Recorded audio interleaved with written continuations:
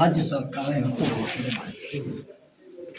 ಅದರಲ್ಲಿ ಉತ್ತರ ಕನ್ನಡ ಜಿಲ್ಲೆ ಯಲ್ಲಾಪುರ ಮತ್ತು ಮುಂಡಗೋಡು ಅತಿ ಕಡಿಮೆ ಬಂದಿರತಕ್ಕಂಥ ತಾವು. ಕೇಂದ್ರ ಸರ್ಕಾರದ 9 ಗೈಡ್ಲೈನ್ಸ್ ಏನಿದೆ, ಆ 9 ಗೈಡ್ಲೈನ್ಸ್ಗಳಲ್ಲಿ ಹೊಂದಿಕೆ ಆಗ್ತಕ್ಕಂಥದ್ದಕ್ಕೆ ಮಾತ್ರ ಬರಗಾಲ ಪೀಡಿತ ಪ್ರದೇಶ ಘೋಷಣೆ ಮಾಡೋದಕ್ಕೆ ಕಾನೂನಿನ ಅವಕಾಶ. ಆ ಹಿನ್ನೆಲೆಯಲ್ಲಿ ಈ 9 ಗೈಡ್ಲೈನ್ಸ್ಗಳನ್ನು ನಮ್ಮ 2 ತಾಲೂಕುಗಳು ಬಂದಿರೋ ಕಾರಣಕ್ಕಾಗಿ ಪ್ರಾಥಮಿಕ ಹಂತದಲ್ಲಿ ಇವತ್ತು ಬರಗಾಲ ಪೀಡಿತ ಪ್ರದೇಶ ಅಂತ ಘೋಷಣೆಯಾಗಿದೆ. ಅದಕ್ಕೆ ಇಲಾಖೆ ಅಧಿಕಾರಿಗಳೆಲ್ಲ ಕರೆದು ಇದಕ್ಕೆ ಏನು ಮಾಡಬೇಕು, ಯಾವ್ಯಾವ ಬೆಳೆಗಳಿಗೆ ಏನು ಮಾಡೋದು, ಏನು ಮಾಡಲಿಕ್ಕೆ ಸಾಧ್ಯ, ಇದರಿಂದ ರೈತರಿಗೆ ಯಾವ್ಯಾವ ರೀತಿ ಅನುಕೂಲ ಆಗೋದಕ್ಕೆ ನಾವೇನು ನಮ್ಮ ಕಾರ್ಯಕ್ರಮ ಮುಂದುವರಿಸಬೇಕು, ಅದರ ಬಗ್ಗೆ ಈಗಾಗಲೇ ಅಧಿಕಾರಿಗೆ ಕೆಲವು ಸೂಚನೆಗಳನ್ನು ಕೊಟ್ಟಿದ್ದಾರೆ. ಏನಿದೆ ನಮ್ಮ ರೈತರಿಗೆಲ್ಲರ ಕಡೆ ಬರಗಾಲ ಪೀಡಿತ ಪ್ರದೇಶ ಅಂತ ಆದರೆ ಇರೋದಾಗ್ಬಿಡತ್ತೆ ಅಂತ ಸ್ವಪ್ನ ಇದೆ. ಅಂತ ಏನು ದೊಡ್ಡ ಮಿರಾಕಲ್ ಬರಗಾಲ ಪೀಡಿತ ಪ್ರದೇಶದಲ್ಲಿ ಆಗೋದಿಲ್ಲ. ಯಾಕೆಂದರೆ ನನ್ನ ಅನುಭವದಲ್ಲಿ ನಾನು ಶಾಸಕಾಗಿ ಮಂತ್ರಿಯಾಗಿ ಇಟ್ಟ ಅವಧಿಯಲ್ಲಿ ಅನೇಕ ಬಾರಿ ಈ ಪ್ರದೇಶಗಳು ಬರಗಾಲ ಪೀಡಿತ ಪ್ರದೇಶ ನೋಡಿದ್ದಿಲ್ಲ. ಅದರಿಂದ ಏನು ಮಿರಾಕಲ್ ಆಗೋದಿಲ್ಲ. ಆದರೆ ಅಲ್ಪ ಸ್ವಲ್ಪ ನಮಗೇನಾದರೂ ರೈತರು ಬೆಳೆ ಹಾಳಾಗಿದ್ದಕ್ಕೆ ಸಿಗಬೇಕಾದಂಥ ಕೇಂದ್ರದ ಗೈಡ್ಲೈನ್ಸ್ ಏನಿದೆ, NDRF ಗೈಡ್ಲೈನ್ಸ್ ಇದೆ. NDRF ಗೈಡ್ಲೈನ್ಸನ್ನು ಮತ್ತು ಹೆಚ್ಚಿಗೆ ಮಾಡಬೇಕಾದಂಥ ಅವಶ್ಯಕತೆ ಇದೆ.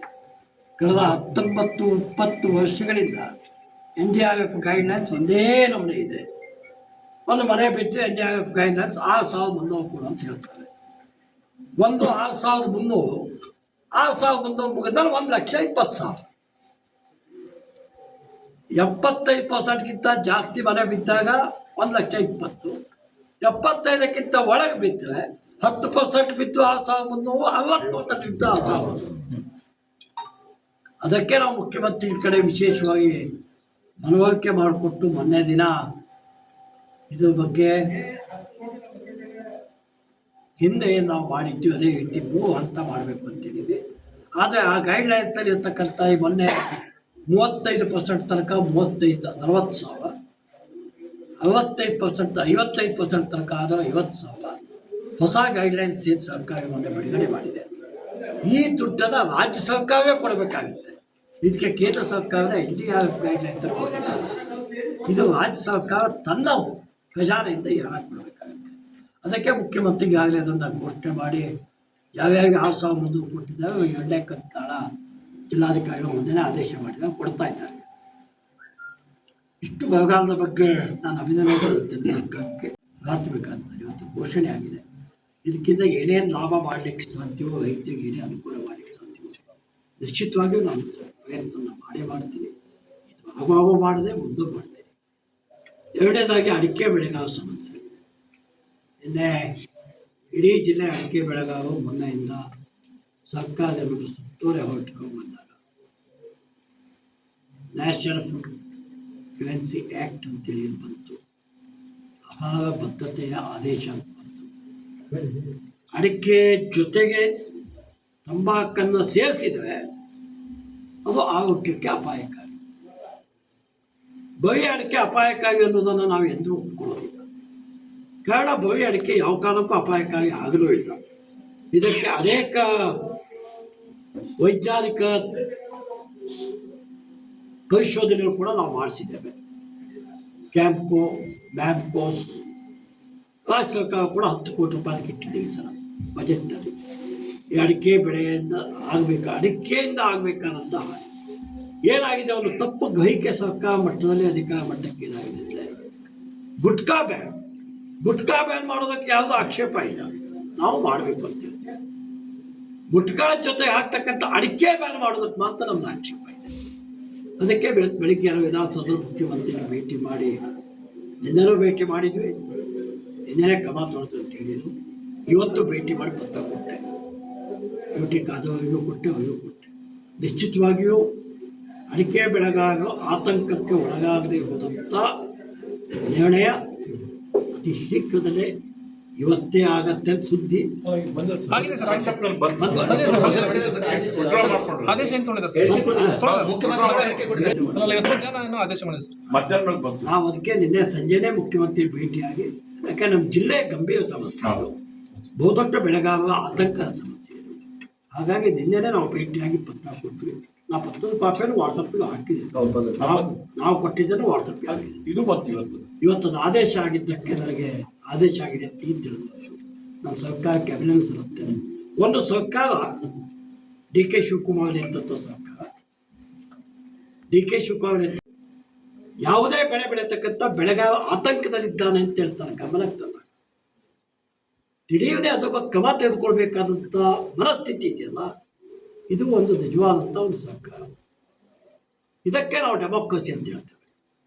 ಜನಪ್ರತಿನಿಧಿಗಳು ನಾವೆಲ್ಲ ಹೋಗಿ ಒಟ್ಟಾಗಿ ಪಕ್ಷಾತೀತವಾಗಿ ಅಭಿಜ್ಞಾನದಿಂದ ಬಂದಿದ್ದು, ನಾವೆಲ್ಲವೂ ಕೂಡ ಹೋಗಿ ನಿನ್ನೆ ಕೊಟ್ಟುವಿ. ಕೊಟ್ಟ ಮೇಲೆ ಮುಖ್ಯಮಂತ್ರಿಗಳು ಅನ್ನಿಸ್ತು, ಆ ಮುಖ್ಯಮಂತ್ರಿಗಳಿಗೆ ಅನ್ನಿಸ್ತು ಅಡಿಕೆ ಜೊತೆಗೆ ತಂಬಾಕು ಹಾಕಿದ ಹಾನಿಕರವಾದನ್ನು ನಾವು ಒಪ್ತೀವಿ. ಆದರೆ ಅಡಿಕೆನೇ ವಿಷಾಲಿನ ಪದಾರ್ಥ ಅಂತೇಳಿ ಘೋಷಣೆ ಮಾಡ್ತಕ್ಕಂಥದ್ದು ಇದು ಆರೋಗ್ಯಕರ ಬೆಳವಣಿಗೆಲ್ಲ ಅನ್ನೋದು ಗಮನಕ್ಕೆ ಅನಿಸಿದೆ. ಹಾಗಾಗಿ ಮುಖ್ಯಮಂತ್ರಿಗಳೇ ನಿರ್ಣಯ ತೆಗೆದುಕೊಂಡಿದ್ದಾರೆ. ನಾನು ಸರ್ಕಾರವನ್ನು ಮುಖ್ಯಮಂತ್ರಿಗಳ ಅಭಿನಂದನೆ ಸಲ್ಲಿಸ್ತೇನೆ. ಬೆಳೆಗಾರರು ಆತಂಕ ಪಡಬೇಕಾಗಿದ್ದಿಲ್ಲ. ನಮ್ಮ ಸರ್ಕಾರ ಯಾವ ಕಾರಣಕ್ಕೂ ಯಾವುದೇ ಬೆಳೆಗಾರರಿಗೆ ಆತಂಕಗಳು ಬಂದಿದೆ ಅಂತೇಳಿ ಅಧಿಕಾರಿಗಳ ಮೂಲಕ ಏನಾದ್ರು ತಪ್ಪು ಸಂದೇಶ ಬಂದು ಆದೇಶ ಆದರೆ ಅದೇ ಆದೇಶವನ್ನು ತುರ್ತಾಗಿ ವಾಪಸ್ ತೆಗೆದುಕೊಂಥ ಮನಸ್ಥಿತಿ ಸರ್ಕಾರಕ್ಕಿದೆ. ಹಾಗಾಗಿ ಇವತ್ತಿದ್ದು ವಾಪಸ್ ತೆಗೆದುಕೊಂಡಿದ್ದಾವೆ. ಇದರಿಂದ ಜಿಲ್ಲೆಯ ಅಡಿಕೆ ಬೆಳೆಗಾಗಿರ್ತಕ್ಕಂಥ ಆತಂಕ ದೂರ ಆಗಿದೆ. ಇದು ಕೇವಲ ನಮ್ಮ ಸರ್ಕಾರ ಅಂತಲ್ಲ. ಮೊನ್ನೆ ಮಹಾರಾಷ್ಟ್ರದಲ್ಲಿ 55 ಅಡಿಕೆ ಗಾಡಿಗಳು 26 ದಿವಸ ಮಹಾರಾಷ್ಟ್ರ ಸರ್ಕಾರ ಹಿಡಿದಿಟ್ಟಿತ್ತು. 56 ಅಡಿಕೆ ಗಾಡಿ 21 ದಿವಸ. ನಂತರ ಎಲ್ಲ ಮ್ಯಾಂಕೋಸ್ ಇವೆಲ್ಲ ಡೆಲ್ಲಿಗೆ ಹೋಗಿ ಪ್ರಹ್ಲಾದ್ ಜೋಶಿ ಅವರ ನೇತೃತ್ವದಲ್ಲಿ ಮಹಾರಾಷ್ಟ್ರದ ಮುಖ್ಯಮಂತ್ರಿಯನ್ನ ಕರೆಸಿ ಆ ಆದೇಶನ ವಾಪಸ್ ಪಡಿಸಬೇಕಾಯ್ತು, ಗಾಡಿನ ಬಿಡಿಸ್ಬೇಕಾಯ್ತು. 22 ದಿವಸ ನಂತರ ಎಲ್ಲ ಸರ್ಕಾರದಲ್ಲೂ ನ್ಯೂನತೆಗಳಾಗತ್ತೆ. ಆದರೆ ರಾಜ್ಯ ಸರ್ಕಾರ ಇರ್ಬೋದು, ಕೇಂದ್ರ ಸರ್ಕಾರ ಇರ್ಬೋದು, ನ್ಯೂನತೆ ಆಗಿದೆ ಅಂತೇಳಿ ನಾವು ಗಮನಕ್ಕೆ ತಂದಾಗ ಅದನ್ನು ಸರಿಪಡಿಸ್ತಕ್ಕಂಥದ್ದು ಇದೆಯಲ್ಲ, ಇದು ಒಂದು ಡೆಮೋಕ್ರಸಿ ವ್ಯವಸ್ಥೆ. ಅದನ್ನೇ ಇವತ್ತು ನಮ್ಮ ಸರ್ಕಾರ ಮಾಡಿದೆ. ನಮ್ಮ ಸರ್ಕಾರಕ್ಕೆ ಅಭಿನಂದಿಸುತ್ತೇನೆ. ಬೆಳೆಗಾರರು ಆತಂಕ ಪಡಬೇಕಾದ ಅವಶ್ಯಕತೆ ಇಲ್ಲ. ನಾವೆಲ್ಲ ಅಡಿಕೆ ಬೆಳೆಗಾರ ಪ್ರದೇಶದಲ್ಲಿ ಹೋದಂಥ ಶಾಸಕರು. ನಮಗೆ ಬೆಳೆಗಾರರ ಹಿತಾಸಕ್ತಿ ಭಾಳ ಮುಖ್ಯ. ಯಾವುದೇ ಸರ್ಕಾರ ನಾವು ಬೆಳೆಗಾರನ ಹಿತಾಸಕ್ತಿಯನ್ನು ಕಾಯಲೇಬೇಕಾಗಿತ್ತು. ನಮ್ಮ ಆದ್ಯ ಕರ್ತವ್ಯ. ರೈತರ ಹಿತಾಸಕ್ತಿಯನ್ನು ಕಾಯಬೇಕಾಗಿತ್ತು ಮೊದಲನೇ ಆಗ್ತದೆ. ಅದನ್ನು ಮಾಡಬೇಕು. ಅವತ್ತು ಅವನು ಮಾತನ್ನು ಹೇಳ್ತದ್ದು, ನಾನು ಟೆಂಪರರಿಯಾಗಿ ಬಂದಿದ್ದೆ, ನಾನು ಪೂರ್ಣಾವಧಿ ಬಂದ ಮೇಲೆ ಸಮಸ್ಯೆಗಳಿಗೆ ಸ್ಪಂದಿಸ್ತೇನೆ ಮಾಡ್ತಿದ್ದೆ. ಇವತ್ತಿಂದ ಸ್ನೇಹಿತರ ಲಕ್ಷ್ಮಣಸವದಿ ನಮ್ಮ ಜಿಲ್ಲೆಯ ಉಸ್ತುವಾರಿ ಸಚಿವರಾಗಿ ಪರ್ಮನೆಂಟ್ ಆಗಿ ಸರ್ಕಾರ ಆದೇಶ ಮಾಡಿದೆ. ನಾನು ಹಾರ್ದಿಕವಾಗಿ ಅಭಿನಂದಿಸ್ತೇನೆ. ಒಬ್ಬ ಅನುಭವಿ ಮನುಷ್ಯ, ಅನುಭವಿ ಮಂತ್ರಿ. 2 ಕಾರಣಕ್ಕಾಗಿದ್ದಾರೆ. ಒಂದನೇದಾಗಿ ನನ್ನ ಸಹಕಾರಿ ಇಲಾಖೆಗೆ ಅವರೇ ಮಂತ್ರಿ ಆಗಿದ್ದಾರೆ. ನಾವೆಲ್ಲ ಸಹಕಾರಿ ಜಾತಿಯವರು. ನಮ್ಮದೊಂದು ಜಾತಿನೇ ಬೇರೆ ಇದೆ, ಸಹಕಾರಿಗಳು. ಈ ಸಹಕಾರಿಗಳ ಜಾತಿಯನ್ನು ನಾವು ಲಕ್ಷ್ಮಣ ಸಹೋದರಿಗಳೆಲ್ಲ ನಾವು ಸಹಕಾರಿ ಜಾತಿಯಲ್ಲಿದ್ದವು. ಸಹಕಾರಿಗಳಾಗಿ ಸಹಕಾರಿ ಕ್ಷೇತ್ರದಲ್ಲಿ ಭಾಳ ಅನುಭವ ಇದ್ದಂಥವು. ನಾನು ಮತ್ತು ಅಪೆಕ್ಸ್ ಬ್ಯಾಂಕ್ನಲ್ಲಿ 15 ವರ್ಷಗಳ ಕಾಲ, DCC ಬ್ಯಾಂಕ್ನಲ್ಲಿ ಭಾಳ ವರ್ಷಗಳ ಕಾಲ, ಬೆಳಗಾವದಲ್ಲಿ ನಾನು ಉತ್ತರ ಕನ್ನಡದ ಜೊತೆ ಕೆಲಸ ಮಾಡಿದ್ದೆವು. ರಾಜಣ್ಣ ಸಹಕಾರಿ ಮಂತ್ರಿ ಇದ್ದಾಗ ಕೋಆಪರೇಟಿವ್ ಅಮೆಂಡ್ಮೆಂಟ್ ತರಬೇಕಂತ ಕಾಲದಲ್ಲೂ ನಾನು ಬೇರೆ ಪಕ್ಷದಲ್ಲಿದ್ದೆ. ಅದು ನಾನು ಮೊದಲೇ ಹೇಳುತ್ತೆ, ಸಹಕಾರಿ ಜಾತಿ ಎಲ್ಲ ರಾಜಕೀಯ ಪಕ್ಷವನ್ನು ಸೇರಿಸಿ ಹಿರಿಯ ಸಹಕಾರಿಗಳು ಒಂದು ಕಮಿಟಿ ಮಾಡಿ ಅದರಲ್ಲಿ ಅಧ್ಯಕ್ಷ ಆಗಿದ್ದೆ. ಲಕ್ಷ್ಮಣ ಸಹೋದರರಲ್ಲಿ ಅಧ್ಯಕ್ಷ ಮಾಡಿ ಅನೇಕ ತಿದ್ದುಪಡಿಗಳನ್ನು ತಂದಿಲ್ಲ. ಇವತ್ತು ಅವರೇ ಸಹಕಾರಿ ಕ್ಷೇತ್ರದ ಸಚಿವರಾಗಿದ್ದಾರೆ. ನನಗೆ ವಿಶ್ವಾಸ ಇದೆ, ಸಹಕಾರಿ ಕ್ಷೇತ್ರದಲ್ಲಿ ಇನ್ನೆಷ್ಟು ಬದಲಾವಣೆ ಆಗಬೇಕಂತ ಅವಶ್ಯಕತೆ ಏನಿದೆ. ಒಬ್ಬ ಅನುಭವಿ ಸಹಕಾರಿ ಸಚಿವ ಸಿಕ್ಕಿದ್ದಾರೆ. ಇದರಿಂದ ಸಹಕಾರಿ ಕ್ಷೇತ್ರ ಮತ್ತಷ್ಟು ಗಟ್ಟಿಯಾಗಿದೆ ಅನ್ನೋದಕ್ಕೆ ಸಾಧ್ಯ ಇದೆ. ಆ ಜಿಲ್ಲೆಯಲ್ಲಿ ಅವ್ರ ಜೊತೆ ನಾವೆಲ್ಲ ಇದ್ದು ಉತ್ತರ ಕನ್ನಡ ಜಿಲ್ಲೆ ಸಮಗ್ರ ಅಭಿವೃದ್ಧಿಯಲ್ಲಿ ಲಕ್ಷ್ಮಣ ಸಹೋದರರಿಗೆ ನಮ್ಮೆಲ್ಲ ಬೆಂಬಲವನ್ನು ಕೊಟ್ಟು ಈ ಜಿಲ್ಲೆಯ ಸರ್ವಾಂಗೀಣ ಸರ್ವತೋಮುಖ ಅಭಿವೃದ್ಧಿಗೆ ನಮ್ಮ ಬೆಂಬಲವನ್ನು ಕೊಡ್ತೇವೆ. ಮತ್ತು ಅವ್ರ ಜೊತೆಗಿದ್ದು ಈ ಜಿಲ್ಲೆ ಸರ್ವಾಂಗೀಣ ಪ್ರಗತಿಯಲ್ಲಿ ಕೆಲಸ ಮಾಡ್ತೀವಿ. ಅವ್ರಿಗೆ